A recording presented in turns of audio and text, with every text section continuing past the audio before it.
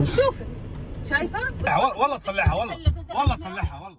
ایک سعودی عورت دوسری سعودی عورت سے گالیاں سننے کے بعد، گندے اشارے سہنے کے بعد، اس کی جانب سے اپنی گاڑی پہ تھوک پھینکے جانے کے باوجود وہ خاتون قانون کی گرفت میں آ چکی ہے. جس کے ساتھ یہ ساری زیادتی ہوئی وہ خود اس پورے عمل کو بھگت رہی ہے. آخر کیوں؟ یہ وہ پوائنٹ ہے جس پہ ہم بار بار اپنے دیکھنے والے دوستوں سے کہتے ہیں کہ بھیا کوئی بھی ایسا معاملہ ہو جائے تو جذباتی نہیں بلکہ دانش مندی سے فیصلہ کرنا ہے، عقل کو استعمال کرنا ہے، جذبات کو قریب بھی نہیں آنے دینا. آج اس ویڈیو میں بھی وہی عرض کر رہے ہیں. جدہ شہر میں پیش آنے والا یہ واقعہ کسی کے ساتھ کہیں بھی پیش آ سکتا ہے، لیکن آپ نے یہاں سے کھیلنا ہے. آپ نے کلپریٹ کو، مجرم کو اگر واقعی سزا دلوانی ہے تو اس کو ذرا تھوڑی دیر کے لیے سوچنے سمجھنے سے اس کی ڈیوٹی ہٹا دینی ہے. اس کو کہنا ہے کہ تو نہیں، میں یہاں سے فیصلہ کروں گا میں نے کیا کرنا ہے.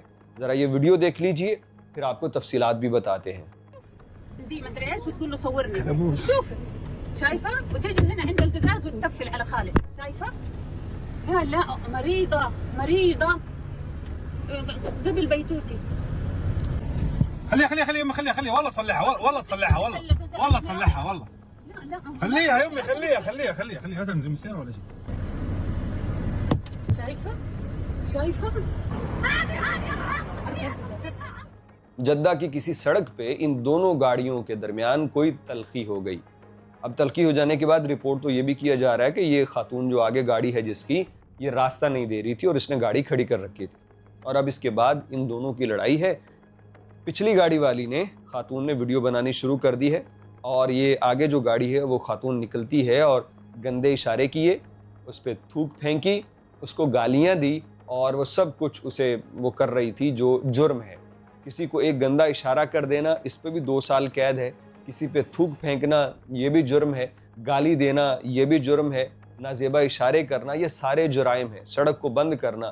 اب اس خاتون کے اوپر کئی جرم لگتے ہیں جس کی سزا اسے ملے گی. پبلک پروسیکیوشن ان دونوں کو بلا چکی ہے، جیل تو ان کو بھگتنی ہی پڑے گی. دونوں کو کیوں کہا؟ اب یہ پوائنٹ ہے.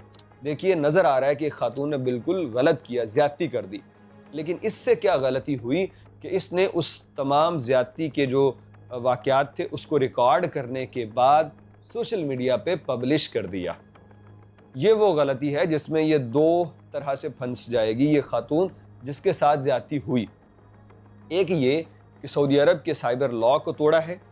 قانون یہ کہتا ہے کہ ویڈیو ضرور ریکارڈ کرو لیکن پولیس کو دو، اداروں کو دو، سوشل میڈیا پہ پبلش نہیں کر سکتے. اور دوسری چیز ڈیفامیشن کا کیس ہو سکتا ہے، یعنی جس خاتون نے سب کچھ غلط کیا وہ اس کو سو کر دے کہ میری اس ویڈیو بنا کے اس نے شیئر کی ہے، میں اپنے حصے کی یہ سزا بھگت چکی ہوں یا قانون مجھے دے رہا ہے، لیکن جو مجھے اس نے بدنام کیا ہے میں ڈیفامیشن کا کیس کرتی ہوں، مجھے ہرجانہ دیا جائے اور وہ بھی اس کو دینا پڑے گا کیونکہ پرسنل رائٹ وہ تبدیل نہیں ہوتے.